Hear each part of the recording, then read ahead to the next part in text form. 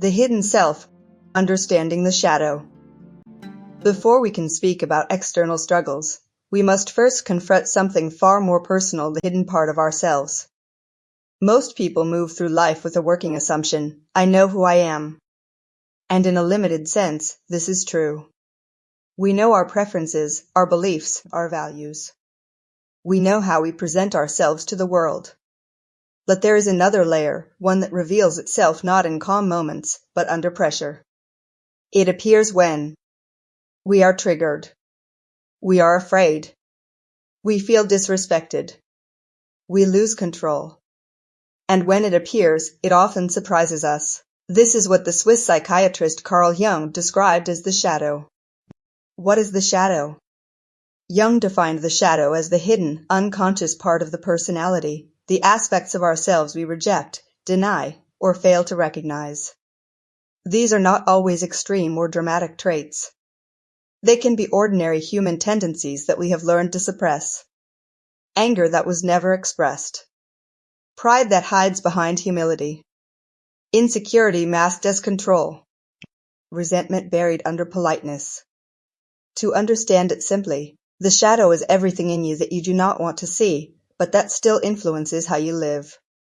For example, imagine a person who believes they are kind and patient. This is how they see themselves, and often how others see them. But when they are criticized, they react with sudden anger or defensiveness. Later, they feel confused. That's not like me. But it is like them, it is just not the part they acknowledge. That reaction comes from the shadow. Spiritual language and psychological language. In Orthodox Christian spiritual life, this hidden reality is not unfamiliar. It is described differently. As the inner man. As the heart that must be purified. As the hidden source of thoughts and passions.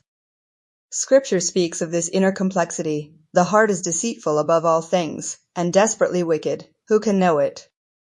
Jeremiah 17 verse 9. Psychology and spirituality, though using different language, point to the same truth. There is more within us than we consciously manage. Why the shadow matters spiritually. If the shadow is ignored, it does not remain passive. It becomes the source of repeated sin. The root of destructive habits. The entry point for deeper spiritual struggle. This is where psychological insight and spiritual reality intersect. What Jung called unconscious influence, spiritual tradition recognizes as vulnerability, an opening through which harmful patterns, and even darker influences, can operate. In the middle of my struggle, I began to notice something unsettling. The external challenges I faced were not separate from my internal state. There were patterns within me, pride, anger, and a deep resistance to forgiveness, that seemed to act as points of return for the struggle I was trying to escape. Even when I sought relief, I remained unchanged in behavior. I reacted quickly, held on to offense, and justified my responses. Outwardly, I was seeking healing. Internally, I was maintaining the very conditions that prevented it. It was only when I began to confront these patterns honestly, through prayer, fasting, and self-examination, that I started to see them clearly. These practices did not simply fix me, they revealed me.